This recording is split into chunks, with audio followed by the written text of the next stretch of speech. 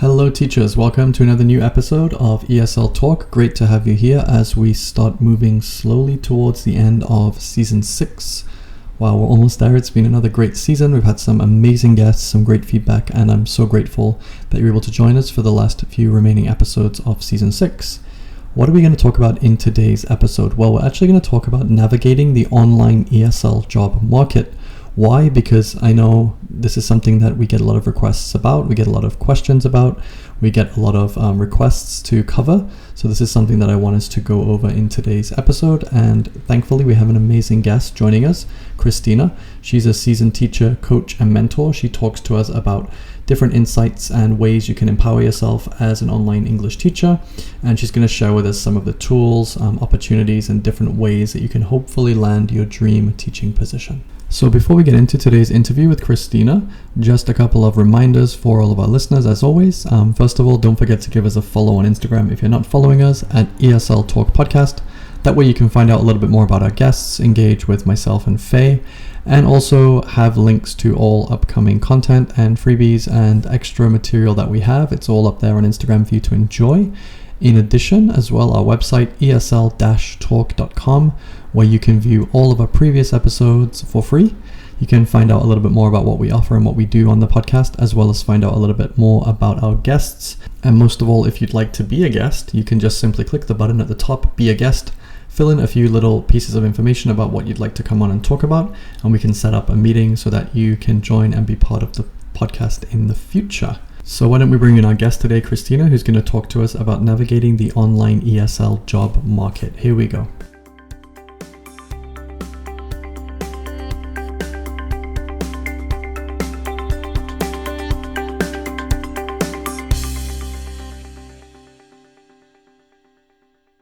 Hello, Christina. Thank you so much for joining us today. Great to have you here. Hi, thank you for having me. No problem. So in today's episode, we're talking about navigating the online ESL job market.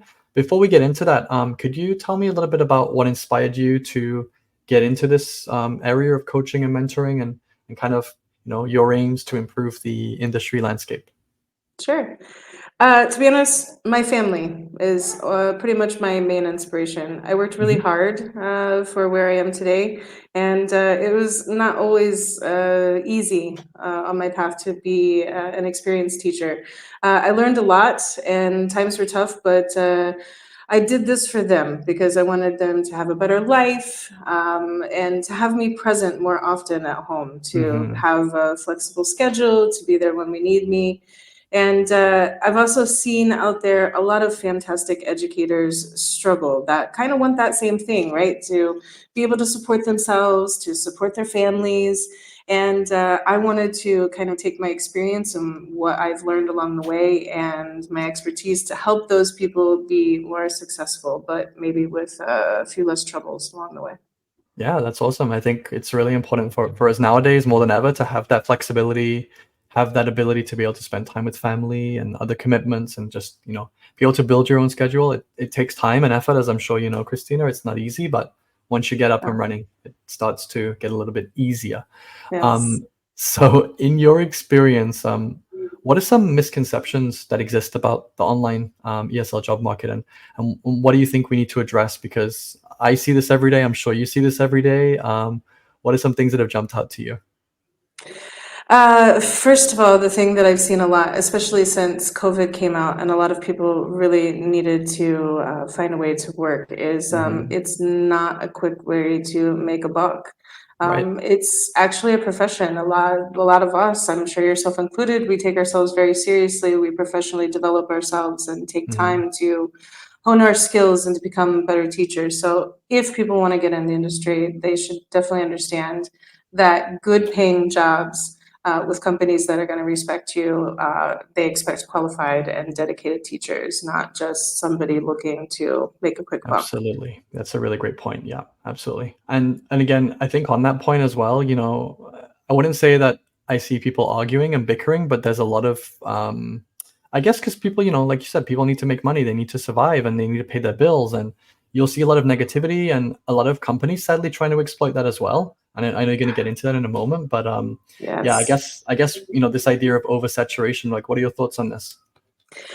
It really depends on where you look. I mean, it's all about perception. People say this all the time. I see it in social media, especially on Facebook, like, oh, it's oversaturated, the industry, it's dying. But is it really? Because if you're just paying attention to social media and Facebook groups full of teachers, full of crap jobs that you keep complaining about, then that's all you're ever going to see. But there is so much more to the industry than what is just listed on social media. And companies that are actually worth it, that are going to pay you what you're worth and value their employees, they don't hire all the time. And if they do, they very rarely post on social media. Yeah, Yeah. absolutely. That's a really good point. And this is the thing as well. Like, if you're in those groups where there's 10, 20, 30, 40, 50,000 teachers and someone's posting a job, wow, then that's easy for me. I don't really have to do anything. But so that's kind of only one perception or one vision or one perspective that you see, like you mentioned, Christina. And yeah, it's much harder to go out there and find your own little niche and do the things that are going to set you apart from everyone else. And this is something that I talk about all the time. But still, again, we don't want to be negative, but it seems like a lot of teachers, they just think, well, I can speak English, or I have a good level of English, or I have this TOEFL certification, so I'm good to go. And that might be the case for like very, I would say like entry level or lower level online Right. teaching, but it's not going to pay or give you that flexibility that you need. So I think that Right. kind of ties into this misconception about companies, right? Right. And this is what you touched on earlier. Like Yeah. companies, they want to demand so much from teachers. They want qualifications. They want you to be extra qualified and to have degrees, but then they can't even offer you a livable wage. I mean, I've seen people charge $2 to $4 an hour. I know that it depends on where you live on, and I really Sure. try not to judge people trying to make money because everybody has a different living situation. Hmm. But if we want to see any kind of change in the industry, we can't let companies request things like you have to be a certain age and you can't be old, or you have to be female, or you have to be from a certain country. These Hmm. things don't make you a teacher, just like a passport and where you were born doesn't make you a native speaker. They have nothing to Absolutely. do with the quality of a teacher. Yeah, it's so true. And this is something we've talked about a lot on previous episodes as well. Like, these don't dictate your skill to be able to teach a language, mostly English No, for most of us. But I think it's really sad because, these companies and organizations, we don't want to paint them all as terrible, evil companies, because that's not the no, case for a lot of them. But it's just the case of perception of, well, clients, i.e., parents, want, the traditional blonde hair, blue eye, white female. Like, that tends to be the perception, or maybe not so much now, but it was in the past when I started teaching.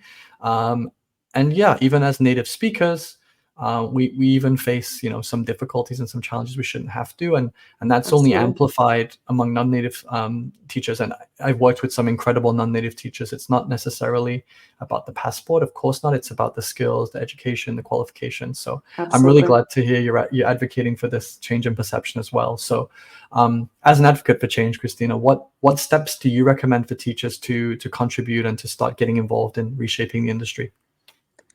First, teachers have to be informed. Know what you're worth. What are your values? What is your education, your expertise worth?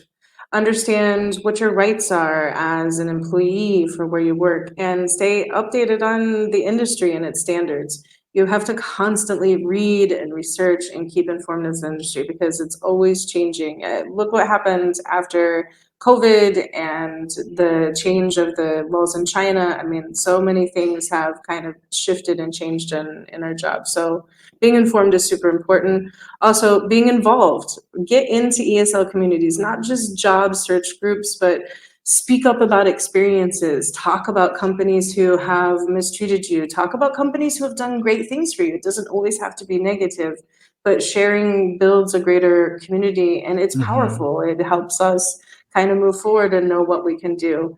Right. And don't be afraid to keep developing your skills, right? The more skilled you are, the more versatile you are, and the more you can shape your career. I just took on a new job myself. I'm teaching English in virtual reality, right? It's a whole new skill set that I've never even imagined that I would have, but Right. I saw the opportunity and I took it because it's something that will possibly be an opportunity for me in the future.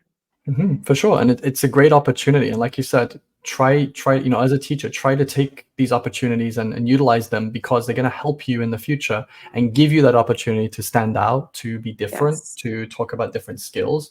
The amount of times that I've asked or spoke to teachers, like, have you thought about doing this program or this course or this certification, whatever it is, not even related to me or what I do. And they're like, well, I can't afford that. I can't afford $200. And okay, that's fair. But Right. think about the opportunities and the doors that are opened by doing this or by trying this or taking time. Again, I know, without being negative, we find a lot of teachers want to stand still where they are, which is fine. If that works for you, that's fine. But it's by being able to move forward, you can be more relevant, be more qualified, and hopefully be able to create and craft that kind of vision that you want, like you mentioned at the start, Christina. So I'd always say Absolutely. to all our listeners, try to embrace professional development courses, training programs. If they're free, even better. But Even yeah, better. Yeah. absolutely. So again, we've talked about this idea of oversaturation, unfair treatment. How do we balance this while maintaining a positive and empowering approach? Like, kind of what way should we tackle this, Christina? It's really difficult sometimes to stay positive. In general, I mean, people by nature, they're extremely resistant to change, right? But I try to keep two things in mind. One, I acknowledge the realities of things. Sometimes I shout them out into groups, and people Hmm. get really upset by that. Um, and I also try to equip teachers so that they can navigate these realities, right? Give them actionable advice, give them resources that they can use. It's all about helping them to, like you said before, to stand out, to understand value, and find this direction that's going to fit them because it's not the same for everyone. And it's really draining at times. It can be really tough to be positive, but For I sure. have kind of I've created a zero tolerance policy in my world for negativity among teachers, which you kind of mentioned before, that sometimes you see kind of people slightly attacking each other or things. And Hmm. it's something that I try to nip in the bud when I see it and not stand for, either in my communities or in communities that I'm involved in, Good. and celebrate the small stuff. Yay for Absolutely. small wins. Yeah. It's perfectly like understandable, that there's going to be days where things work against you. You got to pay bills. You need to make money. Like, absolutely, I 100% get that. And I think it's that attitude of like, I can just stay where I am right now and complain and be negative about it, or I can try to apply these things or try to do these things or at least test out these things to find out what works for me. Because I think another criticism is, well, I tried this method or I tried this way of doing things or I tried this system that you did, Christina. It didn't work for me. Right. So therefore everything's Nothing terrible and you're works. terrible. Well, right. And again, just because something doesn't work for you doesn't mean it's not going to work for someone else, or just because Right. it worked for me doesn't mean it's going to work for you. It's like, I kind of use this analogy of like, I can give you all the ingredients to bake an amazing cake, but even if we use the same ingredients, the result's going to be different, right? What comes out Yeah. of the oven is going to be different. So it might be better, it might be worse, it might taste better to some people than others, it might look better to some people than others, and that's the beauty of who we are and what we do as teachers and educators, and that's what we want to focus on for sure. Yeah. Absolutely. Yeah. Anyway, strange analogy, but it's just I always try to analogize things to make them It's okay. more relevant. Yeah. So anyway, could you share some insights into your digital courses, your coaching methods? Like, what do you do to help teachers secure better opportunities, Christina? So I try to focus on, like I mentioned before, giving actions that teachers can take to improve their chances in the job market. So steps like using AI to understand how to upgrade your CV, or utilizing new search skills in order to find those companies that are not listed in social media. All right. To find people that value you. So I try to give it a personal touch. I like to talk to the people beforehand, understand what are their strengths, how can I help them, what are they trying to accomplish, and I'm really big on over delivering. So I really like to give everybody something extra if it's not included in the course or whatever it is that you purchased or asked me for. It doesn't matter. It's, if you need it, I'm going to give it to you so that Hmm. you have those tools and that confidence to get out there and try to find a job. Awesome. And that's a great example for our students and our clients as well. Under promise, over deliver, right? So that they have a great experience and they hopefully are able to continue learning with you or refer you or, present Exactly. other opportunities for you. So I think that's wonderful. And again, I like this approach of polishing your resume. A lot of times, in my experience, sometimes looking at resumes, I'm like, I have no idea what's going on. And like 5 minutes, 10 minutes could make a huge difference. And again, you might have strengths and skills that you don't even know about until someone else looks at them and says, oh, actually, you should really emphasize this, or you should really stress this, or talk about this more. So I think that's a really Absolutely. nice approach as well. What are some key qualities or strategies that you emphasize for teachers? And, we're aiming for well-paying jobs, working with good companies. How do we kind of link all that together? Be ready for change. Right? Change with the times. Keep learning new things all the time. I always tell teachers, get comfortable with technology. It's now a big part of our job. AI is here. Whether you like it, agree with it, or want it or not, it's not going anywhere. There's something like over 40,000 artificial intelligence apps alone. And now we have GPTs. So get used to it. It's going to be part of our job. Also, networking, all about who you know, make strong connections. This is why it's really important to be careful about what you post online, what you say online, especially in public forums or teacher groups, right? It's support each other, not tear each other down, right? And when it comes to showing who you are to a potential employer, keep it professional, genuine, right? Whether it's on your LinkedIn page or on your intro video, right? Little details are the things that can truly set you apart and getting a company's attention. Absolutely. Yeah. Wonderful advice. Great advice. And I like this as well, what you've mentioned here. Again, networking I think is fantastic. And through this podcast, I've been able to meet some amazing people, have some great connections, some great opportunities, get more involved in some things, help others, connect other people. So absolutely networking is huge, whether that's on Facebook, on LinkedIn, Instagram, whatever you do. And yes, also be careful what you post. Yeah. I should probably Very give a better important. example because sometimes like you, I get a little bit upset about it. But yeah, this is really important as well. So good Yeah. advice. Can you discuss the role of webinars and Facebook communities in fostering this community and sharing learning? Like, how do you do this, Christina? It's kind of like it's hard for us being, especially online teachers, those of us who are online, we do feel kind of alone. It's not like you have somebody sitting next to you working every day. So it really does help build that sense of community to have that kind of virtual office, so to speak, to go to where you share stories, talk about what's working, what's not working. I need help with this. Can somebody give me a recommendation? And it's great because you can ask all kinds of questions all day long from teachers all over the world. And webinars are great because they're constantly helping you teach or helping you learn new things and allowing people to teach you their methods or their ways of doing things. And even if they're doing the exact same thing as you're doing, everybody teaches a little bit differently, everybody works a little bit differently. So it's always good to have that extra point of view and see things from a different view. Yeah. Yeah, for sure. I think so. And again, when we talk about webinars, it's about adding value and helping people to feel like they have an environment, a space where they can share and communicate and connect, which I think a lot of people sometimes forget. They think it's just, oh, someone's going to sell me something. Well, that might be one element of it for sure, but Right. not the only element of it. And if you can add value along the way, then that's what it's all about, I think. Absolutely. This is a really important question I want to ask you, Christina, because I see this all the time. Um, you know, I didn't get hired. I don't know why. I got rejected. I don't know why. Or this company is racist, or this company is sexist, or this company discriminates against XYZ. So how can teachers better prepare themselves for this kind of who gets hired and why, especially in, it's a very competitive market. So how can teachers better prepare themselves for this and maybe anticipate or try to work with these companies and what they're looking for?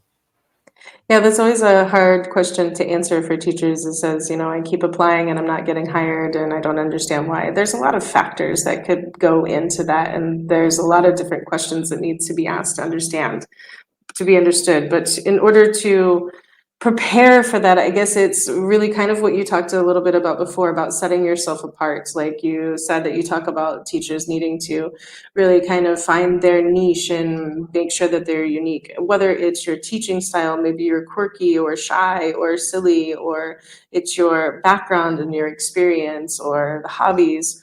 Whatever that is, be that, bring that into everything that you do. That is your persona, that is who you are. And so keep it genuine, right? But also let people see it. Right? Bring it into your interviews, into your teaching demos. See, yes, there are companies that they are looking for a list of qualifications in a CV when they're first reviewing CVs, but that doesn't mean that that's all you are. They want to see who you are, what you're going to bring to the team, what can you do for students, and it's also not just that, but where you apply and how you apply. Target your applications and your CVs to companies that are going to fit you. If you see that they are not offering jobs to somebody that you don't qualify for it, then don't just cast a net and apply for everything. You're wasting your time, energy where you could be really focused. And yeah, unfortunately, companies ask for ridiculous things and they do discriminate. And it's not a quick fix. It's a huge amount of effort that we'll have to put in and time and strategy in order to change something like that because it's on a global scale. But in the meantime, stop catering to those places, refuse to work Yes, with them, yes. talk about them, and then refocus your efforts on finding places that are not closed minded. Yeah, absolutely. I think if we keep like applying for these jobs and taking these jobs and working with these companies that ask more and more and pay less and less, then it's kind of be going to be a race to the bottom. And again, there's certain markets where if I live in a certain country, $10 an hour is great, $5 an hour is okay. So it just depends on your situation. So I do understand that, for Yeah. sure. But I think the main thing probably is about mindset and getting teachers and educators to think a different way about how they approach this whole journey. So in your opinion, what are some mindset shifts or practical steps that teachers can take to kind of challenge this notion? They say like, oh, that's just the way it is, or like we can't do anything, like we don't have any choice. How can we drive this change and kind of get people to think differently about it? I love hearing that sentence. It's just the way it is. Yes. First, believe change is possible, right? It's crucial for teachers to also recognize that together we have a collective strength, right? It's not just about not accepting the subpar conditions or unfair treatments, right? It's if something feels off, you have to start conversations about it, share stories. Don't keep it quiet. Stand together. We deserve something better. Small little acts, but by large numbers of people, it can truly make things happen and ignite change. So we have to remember that the standards in our industry are only going to change when we decide to change them. And nothing great ever came from just going with the flow and saying, just the way it is. Exactly. Yeah. What motivates you then in your mission to bring about awareness and change? Like what do you really advocate for and push for, Christina, with your clients? I respect my career and I love what I do. And I also really respect and love not just my students, but learners around the world, right? Essentially, what we do is we are a service. We provide a service to students to teach them English, to build their confidence, to give them knowledge. So, in my mind, it is a service, and those students deserve the best service and education that we can provide them. And that is one of the reasons I do it. Other is for teachers like us, because we also deserve to be treated, respected, and paid as professionals. The industry has definitely become divided, and I think it's time to motivate others to see this, to become aware of it, and then it come together again because we need to make changes, but for everyone, for learners and for teachers alike.